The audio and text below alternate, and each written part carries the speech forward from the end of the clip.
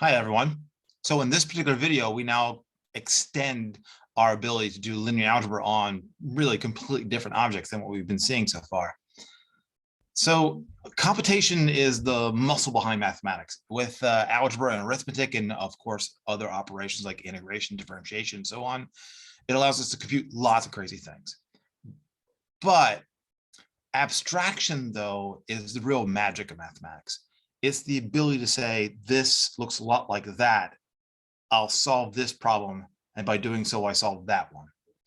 So in order to begin that process, let's talk about a general vector space. All it is a non-empty set of objects, which has two defined operations on it, one called vector addition and one called scalar multiplication.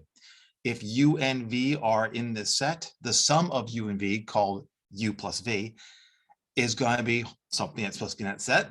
And if c is a scalar, then the scalar multiple of u by c is denoted by u times c. If the following axioms all hold, then we say that V is a vector space on the reals, called a real vector space, and its elements are called vectors. So the properties, there's 10 of them. You'll notice that the 2, 3, 4, and 5 are properties that you saw before for Rn, way back when in like the third class. The first one's different because I have to actually state that u plus v has to be back in that set. We call the first one closure under addition. The second one's called commutativity. The third one's called associativity. And the fourth and fifth are given names. There's the additive inverse, it's 4. Oh, sorry, that's 5. And then there's the additive identity, that's 4. And then you have properties 6 through 10.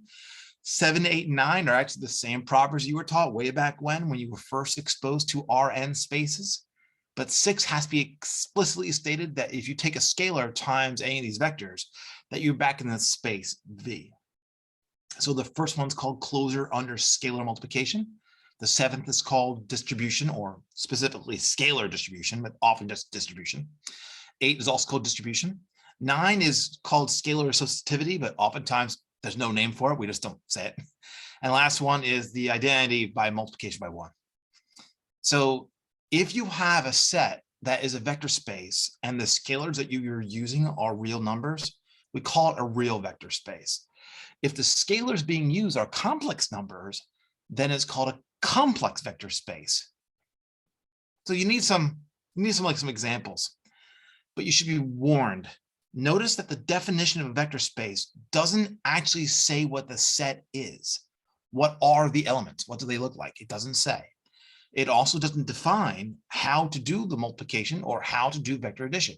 It only shows you or insists that these operations have certain relationships with each other. Proving then that a certain set is a vector space is no fun because it requires 10 different things to verify those 10 different steps. No one wants to do that. It's awful. It's awful. So instead, many of the times what we do is we say, if you can't show it's not a vector space, we'll assume it is. I'm not going to do that here and there. I'm going to actually prove to you that something's a vector space, but I'll do it in a very hand-wavy, talky way, because again, it's really awful. But there is a sneaky trick that allows us to show that a complicated a set that has a complicated description is still a vector space, provided that it's contained in something else that already is known to be a vector space. Let's go over some examples. So Rn, like R2, R3, that's a vector space. And the reason is because, well, way back when in the third class, these were the properties I gave you, except for 1 and 6, because 1 and 6, if you take two vectors with components and add them together, of course, you get a vector of components. And if you take a vector of components and you multiply it by a scalar, of course, you get a vector with components. So like, it's very obvious. So that one's an easy one. That's a vector space we've been working with this entire course. There's another one, though, you were also introduced to when you first were exposed to matrices and the set of matrices that are m by n for fixed m and n. That is then also a vector space over the reals, because, for example, if you take any two matrices of that size and add them, you get a matrix of that size. The order you add them in doesn't matter. If you add 3 of them, you could choose which of the additions to do first. there is a zero matrix. It's the matrix of all zeros. If you take a matrix and multiply by 1, of course, you get 1. If you take a matrix and multiply by a scalar, of course, you get a matrix of the exact same size. Obviously, these are all true. Here's a new one, though. If you give me a set of functions, just all possible functions defined on a certain interval, that's actually also a vector space. And the reason is, just kind of talk it out. What if I gave you 3 functions? Now, normally, when you talk about functions, you call them f, g, and h. So I'll be consistent with that. If polynomials, we tend to use p's and q's. So if you take 2 functions and you add them, you certainly get a function. When you add 2 functions, the order you add it in doesn't matter. There is a zero function. It's literally a function that assigns to every input 0. Every function has an additive inverse. It's just the opposite of that function. You take any function and multiply it by a scalar, you get another function. If you multiply a function by the number 1, you just get the function back. And the others here are also true. So this is a function. This is a vector space. Now, this particular vector space has a little bit of nuance, not much, but a little bit, because sometimes we want to specifically state the interval. So you're allowed to use any interval you want, but once you start with that interval, you must keep using it, at least for the example you're working in. But if we don't state an interval, it's understood to be the whole real line. So if I just say the set f, it's understood to be all functions defined everywhere. If I want to collapse it to be something smaller, then I'll state that in the problem. Now, you also need some examples then of sets that are not vector spaces. Here's a really good one. The set of second-degree polynomials is not a vector space, one under the normal function addition and normal scalar multiplication. All you gotta do is to prove that at least one of the 10 properties is just not true. You do so by what's called counterexample. Just give me 2 specific examples, actually state them, so that it violates one of the properties.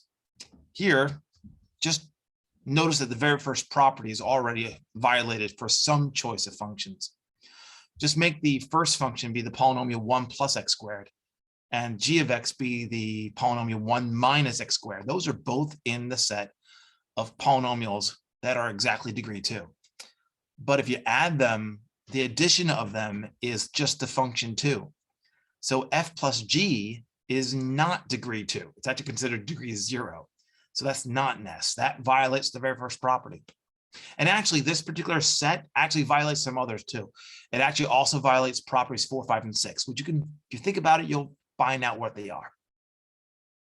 Now, as another example, the set of integers over the real numbers is not a real vector space. It violates a couple of the properties. Actually, it actually only violates one.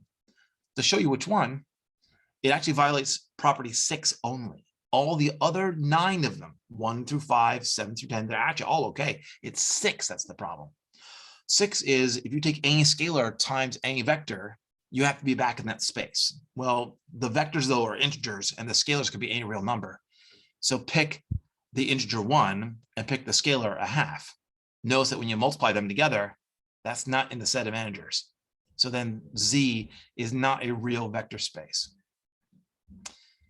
Another one a little weirder, a little stranger. If you then look at a set of objects, you can actually change the normal addition and normal scalar multiplication. And then again, look at it to see if it's a vector space. So look at all the vectors that have components from R2, keep normal addition, keep normal vector addition, but change scalar multiplication this way. So now scalar multiplication will be C times the vector xy will be the vector cx, normal multiplication there, but the second component is just always 0. This is not a vector space, and it's not because the definition's weird, because you can actually create weird definitions on these kind of objects, and it's still a vector space. It's just not the vector space R2. So why is this not a vector space? It violates one of the properties, not all of them, actually only one. And the one you violate is this guy, because if you take 1 times u, you have to get u back. So now just pick the scalar 1 and pick really actually any vector. And notice I picked for you the vector 2, 2. by definition, 1 times 2, 2 would be 2, 1. Oh, actually, sorry, it'd be 2, 2, 0. Be 2, 0, 2, 0. And that's not the vector u, which is 2, 2. So then this particular vector, this particular set violates the 10th property and is therefore considered not to be a vector space. Cool, cool. So now there's some extra properties. This is the last thing we're going to have before I end this video and move on to the next guy. There are certain properties that you all take for granted that you might wonder, like, are they true or not? Because they're not in the 10 properties. Practically anything else that we want to do, we must prove from those 10. So here's 4 more properties that are all true. If you take the scalar 0 and multiply it to the vector v, you always get the 0 vector. Now you always say, well, of course, 0 times anything is 0. No, no, no, no. That's not normal multiplication. This is an undefined scalar multiplication. You don't know how that multiplication is done. So you can't just say 0 times anything is 0. It's true because of the 10 properties. If you take -1 times the vector, you get the additive inverse, negative v. Remember, negative v does not mean normally by the properties, -1 times v. It's the additive inverse. So it's nice to know that if you want the additive inverse, you just can multiply it by -1. That is not one of the 10 properties, but it does follow from them. If you take any scalar times the 0 vector, you get the 0 vector. Again, don't assume something times 0 is 0. It's not always true. It doesn't have to be, but it is here for vector spaces because of the 10 properties. And the last one, if a scalar times a vector is a 0 vector, then one of the 2 things is true. Either the scalar is 0 or the vector is the 0 vector. I will, out of these, only prove 1. They're all done the same way, all using the same tricks. But I'll only prove 1 of them. I'm going to choose to prove C to show you what you can do. So I have to stay within the 10 properties I have and normal rules of equality. So notice that if you take C times 0, 0 can be replaced with 0 plus 0 because 0 plus 0 is 0 by the identity property of 0. But then C times 0 plus 0 by distribution is C times 0 plus C times 0. So I now know that C times 0 is C0 plus C0. I know that's weird, but it's true. It's true so far. But that means then that 0 has to equal C0 plus its additive inverse by the inverse axiom. But we know C0 is C0 plus C0. So I'm literally going to just take this line. I'm going to replace that with what it's equivalent to. But then by associativity and by the inverse axiom, I can change the order of the addition. I can do the in either order I wish. I'll choose to do this part of the addition first, but then I'm adding C0 to its additive inverse, the opposite of C0. But we know that's the 0 vector. So then we get this line. But by the identity property of addition, C0 plus the 0 vector is just C0. So if you look at the beginning and look at the end, you have that those 2 things are equal. And that's it. Notice that this property comes right from the 10 properties. This new thing just comes right from the 10 properties. And I believe that's enough for this video.